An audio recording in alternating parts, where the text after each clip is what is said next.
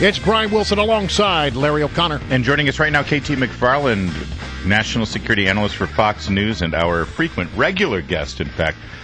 So good to have you, KT. It's a pleasure. Well, we're seeing, obviously, the situation in Iraq disintegrate, and I know that your opinion on this is pretty well known, that let them kill each other, why should we get involved? I get that.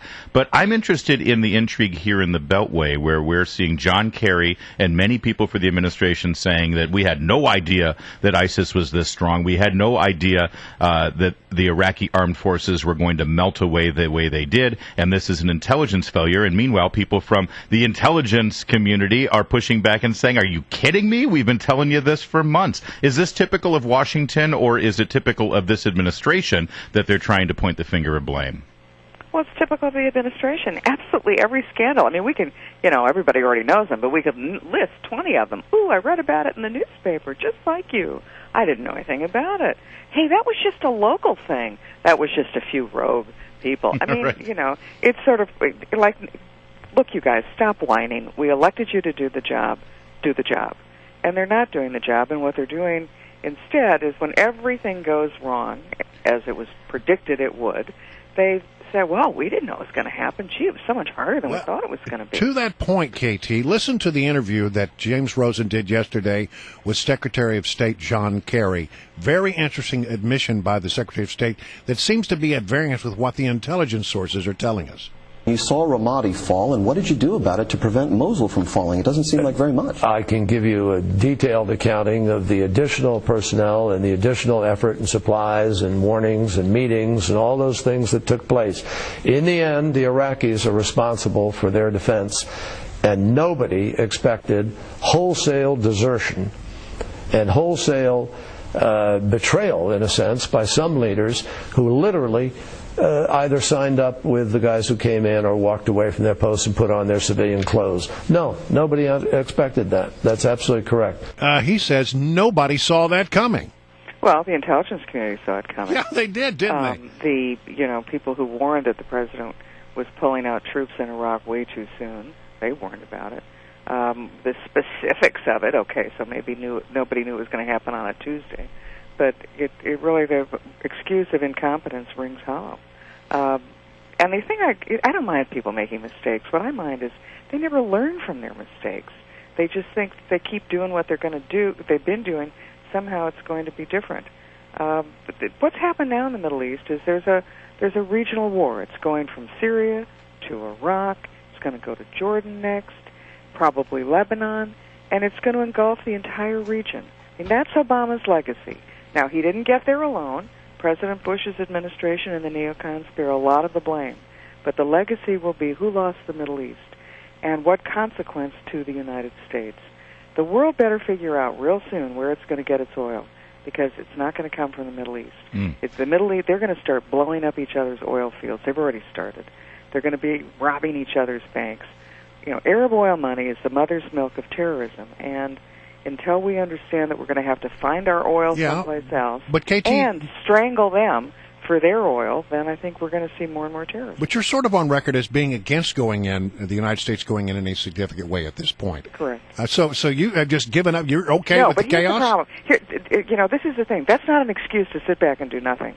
That's a reason to go do something different. Doesn't mean send in troops again to fight a third Iraq war. What it means is, okay, what are our strategic interests in the region? Energy. We need to get our energy from someplace else. That means we ought to fast-track American energy development in the United States, oil and natural gas. It means we ought to fast-track any ability to export that energy to Europe and other places so that the world economy remains stable as the Middle East oil goes up in flames.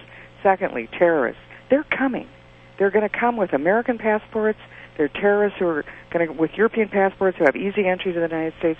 We better figure out a different system to look at who comes into this country. We're now treating a grandmother who's going to Disney World the same way we're treating somebody who's been a young male who's been multiple times to the training grounds of northern Waziristan. We've got to look differently. We've got to refocus our intelligence efforts and winnow out the 95% of the people who have nothing to do with terrorism and focus our efforts much more intensely on the 5% or whatever the percent is it does. That's what they do in Britain. We're not doing that here. We're too politically correct to do that. and we sure as heck better get control of our southern border. Speaking of how political correctness is infiltrating our national security decision-making, I turn you to our southern border and what the president has rightly called a humanitarian crisis, but many would say it's a humanitarian crisis of his making, with all of these children, these minors, wandering across the desert, crossing our border, and now being put up in refugee camps. I don't remember this ever happening in the United States of America in our history at this level and at this magnitude. What can and should they be doing about this to stop it? Because it looks like they're not interested in stopping it. It almost looks like they've encouraged it. We need to get control of the southern border. I mean, it's not hard to do. It's a matter of, there are a lot of systems you could do, but one that I think has been the most effective in parts of Arizona is that you have two fences, one at one point, and then you have another one a mile or so away, and you don't have to patrol the whole thing with jeeps and guys with guns. You patrol the whole thing with drones and surveillance drones. And then as you see them coming over one fence, you catch them before they get to the second fence. We need to have control of that southern border. Right now, it's an immigration issue, it's a political issue, it's an economic issue.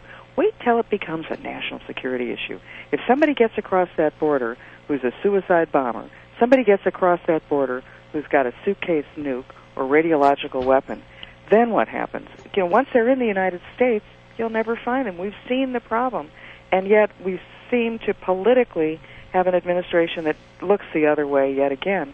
And then finally, I would say the Middle East could well become a nuclear arms race in the Middle East 5-7 years from now. We better today start building a missile defense system so that we're protected down the road from that growing threat. I think I am very concerned about the southern border for the things that you mentioned.